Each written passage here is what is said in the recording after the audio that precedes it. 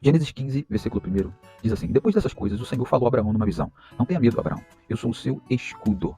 Grande será a sua recompensa.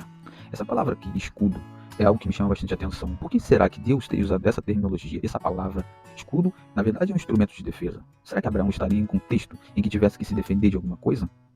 O fato é que Deus chama Abraão um certo dia, e uma certa noite, na verdade, e manda que ele olhasse para o céu. Olha para o céu, Abraão. Olha para as estrelas, olha para as constelações do universo. Você pode contar as estrelas, você pode contar as areias do mar? Abraão já era farto de idade, ele tinha 75 anos, quando Deus tinha feito a promessa para ele, a promessa de que ele daria um filho para ele, e que ele seria pai de muitas nações. Nós não sabemos o contexto conjugal de Abraão, o relacionamento que ele tinha com Sara, ou mesmo com seu sobrinho Ló, mas o fato é que me parece que ele está num contexto que ele precisava defender-se de alguma questão. E o texto fala: você não precisa se defender, eu sou o seu escudo. O fato é que, com a idade de 100 anos, Deus deu Isaac para Abraão. E ali se cumpriu parcialmente a promessa na vida de Abraão, quando Deus dá o menino Isaac para ele. Em Gênesis 12, é interessante notar que esse texto, o texto de Gênesis 12, Deus fala o seguinte para Abraão: ó, Abraão, abençoarei os que te abençoarem, amaldiçoarei os que te amaldiçoarem, e por meio de você todos os povos da terra serão abençoados. Ou seja, a promessa que Deus fez para Abraão era grande demais, era algo enorme, era algo estratosférico.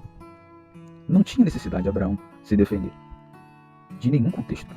Isso não estava no poder de Abraão acontecer ou não. Abraão não precisava se defender.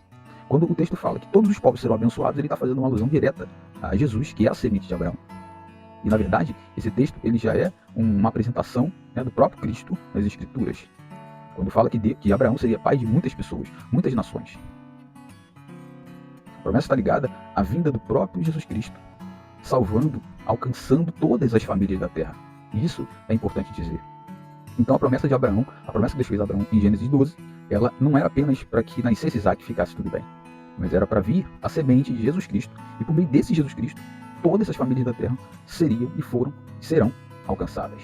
Jesus disse, uma certa vez, que quando ele subisse no madeiro, todos ele atrairia para ele. Então, quando a gente pega a Bíblia no contexto sistemático, a gente faz como se fosse um quebra-cabeça, a gente começa a identificar algumas questões muito importantes.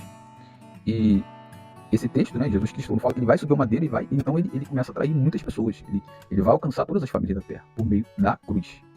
E a promessa não acaba por aí, porque existe a última vinda de Jesus Cristo. A palavra diz em Apocalipse que ele enxugará dos olhos todas as lágrimas, ele vai acabar com todo o sofrimento.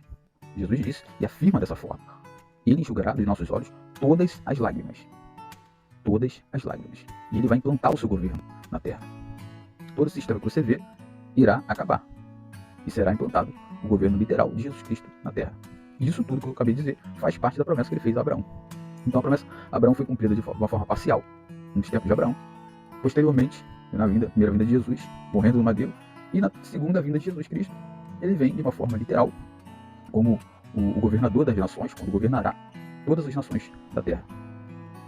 E a sua família precisa ser alcançada por essa promessa, a promessa de Jesus, que ele vai atrair, ele atrairia todas as famílias da terra. Então ele vai atrair, ele tem atraído as pessoas. E isso é fato. Isso é fato, isso vai acontecer, isso tem acontecido. Então, voltando um pouco lá no início, é inútil Abraão defender a sua chamada, defender a promessa que Deus tinha feito para ele, porque era algo muito maior do que ele, era algo muito maior do que qualquer coisa. Então a promessa de Deus não precisa ser defendida. Assim como Abraão permaneceu firme na promessa que Deus Pai tinha dito a ele, assim somos nós precisamos permanecer nesse lugar de salvação. Abraão recebeu a promessa aos 75 anos, e o cumprimento veio aos 100 anos de Abraão, aos 100 anos de idade de Abraão.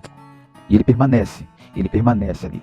Por isso que ele é chamado na Bíblia do nosso pai na fé, ele é conhecido como nosso pai na fé. E ele permanece. Então o segredo está em permanecer. Permanecer aonde? No lugar de salvação.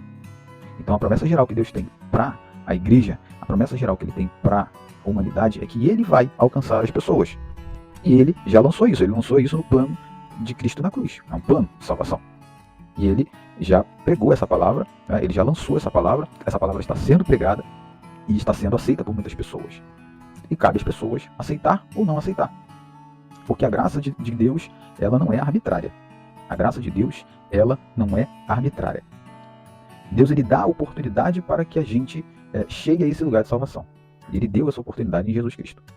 Então, se ele disse que ele vai alcançar o seu filho nas drogas, se ele disse que vai alcançar a sua filha, a sua família, o seu esposo, sua esposa, ele vai alcançá-los. Ele vai dar essa oportunidade, aliás, ele já tem dado essa oportunidade. Agora, cabe a eles aceitarem. E a você, que está clamando por isso, permanecer no lugar de salvação, assim como Abraão permaneceu. Então o segredo é permanecer.